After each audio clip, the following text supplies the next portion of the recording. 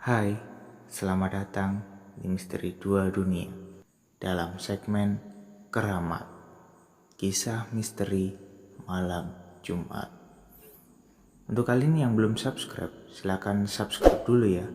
Dan jangan lupa untuk bunyikan loncengnya agar kalian tidak ketinggalan cerita-cerita terbaru dari Misteri Dua Dunia.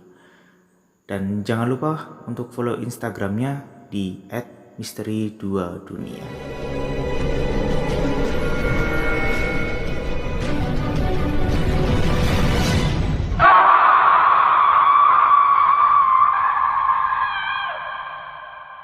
Kali ini dengan judul Sumur Keramat. Selamat mendengarkan.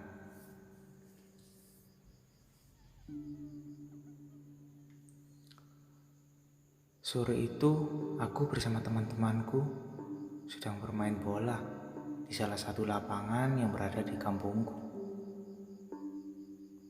Tiba-tiba temanku yang bernama Yanto mengajakku dan teman-teman lainnya untuk mendirikan tenda di kebun dekat rumahku nanti malam. Yanto berencana mengadakan acara bakar-bakar singkong dan api unggun untuk mengisi acara liburan sekolah kami. Pada saat itu kami masih kelas 6 SD. Alhasil yang menyetujuinya ada 5 orang, termasuk aku dan Yanto.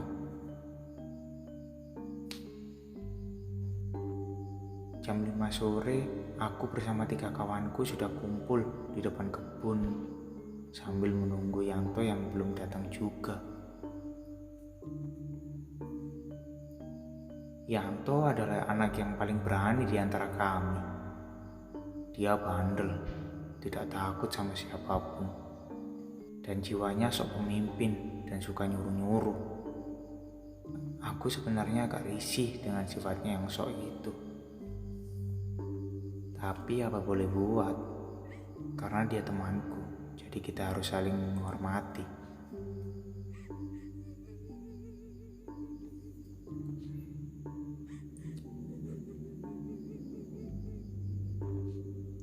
Jam 5 lebih, akhirnya Yanto datang juga.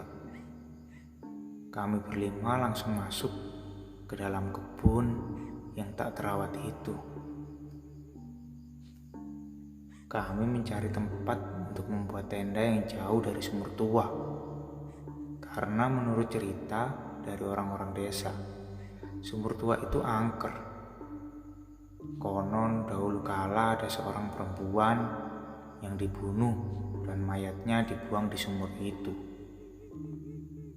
Wanita itu menolak dinikahi oleh seorang jenderal dari Belanda. Maka wanita itu diperkosa dan dibunuh. Lalu mayatnya dibuang ke lubang sumur itu oleh kompeni-kompeni yang biadab.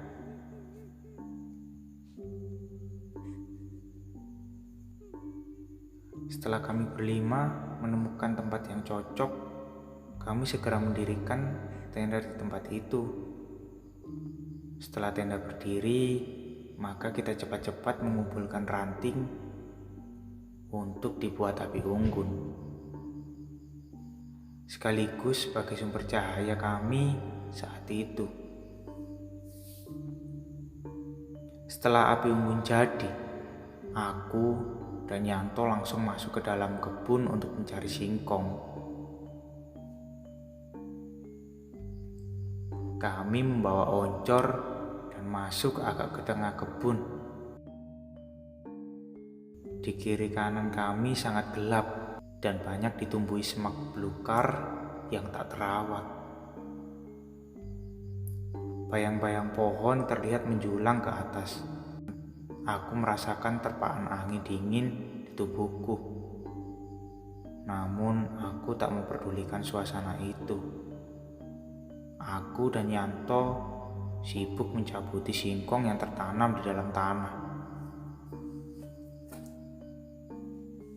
Setelah kami merasa cukup, maka kami langsung kembali ke tenda. Di depan tenda, kami berlima membakar singkong dan melahapnya. Waktu di jam tanganku sudah menunjukkan pukul 11 malam. Persediaan ranting pohon untuk api unggun kami sudah habis tak tersisa.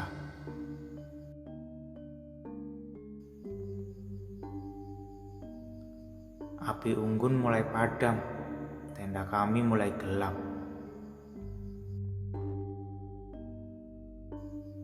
Di sekitar tenda kami tidak ada pohon besar, jadi untuk mencari ranting pohon, kami harus masuk ke tengah kebun yang banyak pohon besar yang menjatuhkan rantingnya.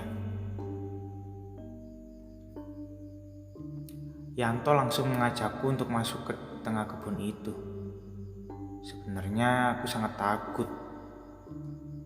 Namun karena dipaksa oleh Yanto, akhirnya aku ikut dia untuk mencari ranting ke tengah-tengah kebun yang dekat dengan sumur tua itu.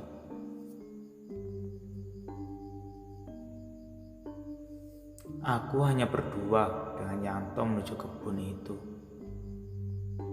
Setelah sampai di kebun yang banyak pohon-pohon besarnya, kami langsung memungut dan mengumpulkan ranting-ranting pohon yang banyak berserakan di sekitar tempat itu. "Yan, ayo cepetan, aku takut nih," ujarku kepada Yanto. "Kamu takut sama siapa sih? Sama hantu? Sama sumur itu?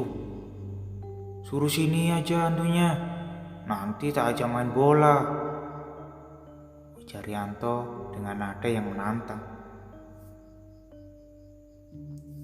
"Wah, parah kamu," ujarku sambil tengok kanan kiri ketakutan. Angin berembus cukup kencang dan kami terus saja mengumpulkan ranting-ranting pohon. Dan astaga, aku kaget. Aku baru menyadari ternyata kami sudah berada di tempat sumur tua yang angker itu. Tiba-tiba angin berhenti dan suasana menjadi hening. Di pinggiran sumur itu nampak banyak sekali sesajen dan tempat kemenyan.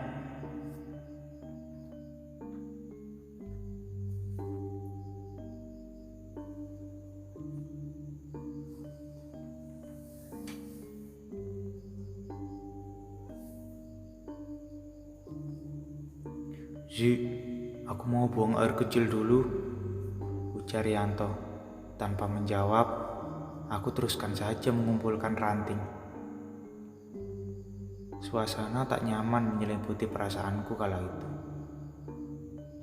Dan tiba-tiba ada cahaya putih tipis yang keluar dari sumur angker itu.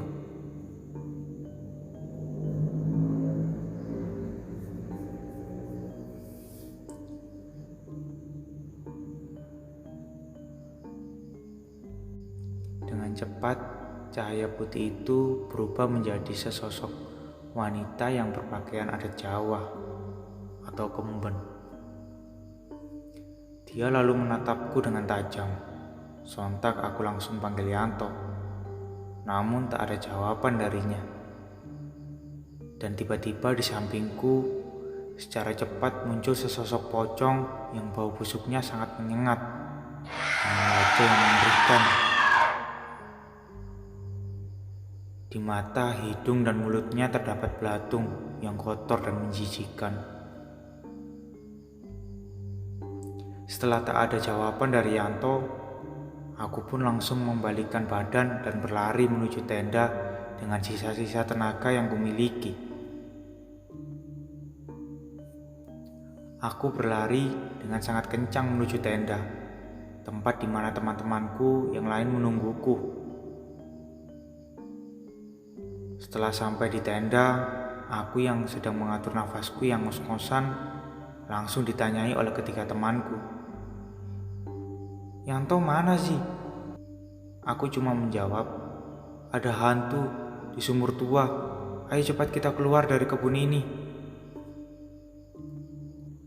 Aku bersama ketiga temanku langsung lari keluar dari kebun itu tanpa memikirkan di mana Yanto berada.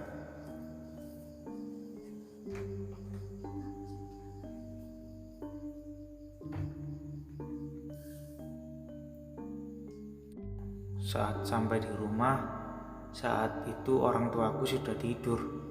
Terpaksa aku bangunkan mereka dalam keadaan mencekam itu. Setelah ayahku bangun, aku langsung bilang bahwa si Yanto hilang di kebun dan aku baru saja lihat setan di sumur tua. Ayahku langsung kaget. "Kenapa kamu mendekati sumur itu?" "Ya sudah, ayo ke rumah Pak RT," ajak ayahku. Langsung saja aku bersama teman-temanku dan ayahku bergegas ke rumah Pak RT. Tak lama kemudian, Pak RT mengumpulkan seluruh warga dan seorang kiai di kampungku. Semua warga sudah berkumpul dan membawa peralatan dapur untuk dipukul sehingga menimbulkan suara yang berisik. Kata Pak Kiai, si Yanto diculik Wewe Gombel. Wewe Gombel adalah sesosok makhluk halus yang wujudnya seperti manusia, bertubuh tambun, berbaju compang-camping, dan juga menculik anak-anak. Setelah semua warga masuk ke kebun itu, langsung saja mereka mulai memukuli alat-alat dapur yang mereka bawa sambil membawa oncor dan mengucapkan kalimat syahadat. Kami semua langsung mencari si Yanto ke segala arah di semua sudut kebun itu. Jam sudah menunjukkan pukul 12:30 dini hari. Tiba-tiba angin berembus sangat kencang sekali dan terdengar suara tawa seorang perempuan yang sangat memekakan telingaku. Namun lama-kelamaan suara itu hilang. Dan tiba-tiba salah seorang warga menemukan Yanto dalam keadaan pingsan yang tergantung di pohon bambu.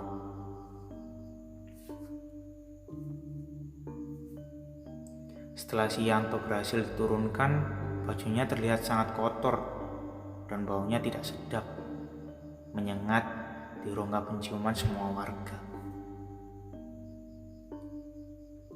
Semenjak kejadian itu, ada peraturan dari kepala kampung kalau semua warga tak boleh masuk ke dalam kebun yang ada sumur tua yang angker itu.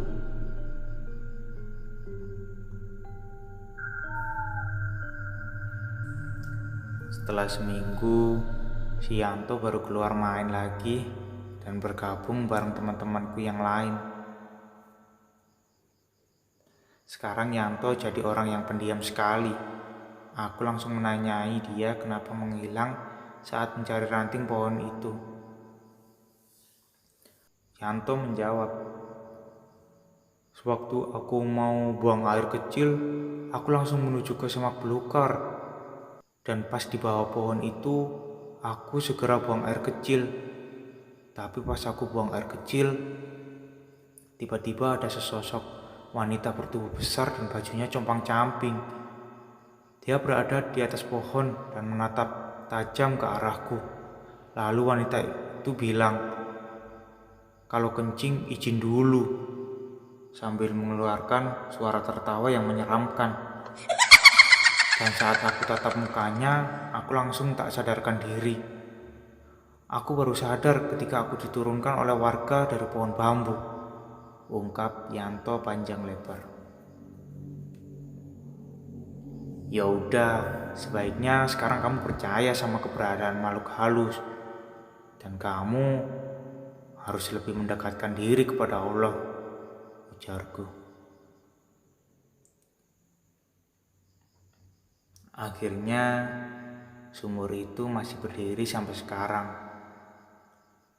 Dan pada saat kebun itu mau dibangun sebuah ruko, salah seorang tukang yang mencoba membongkar sumur itu tiba-tiba mengidap penyakit yang tak wajar dan aneh, hingga akhirnya meninggal dunia. Sekarang ruko yang berdiri di tanah bekas kebun kosong itu telah dipakai sebuah kantor, dan banyak sekali karyawan kantor yang kesurupan.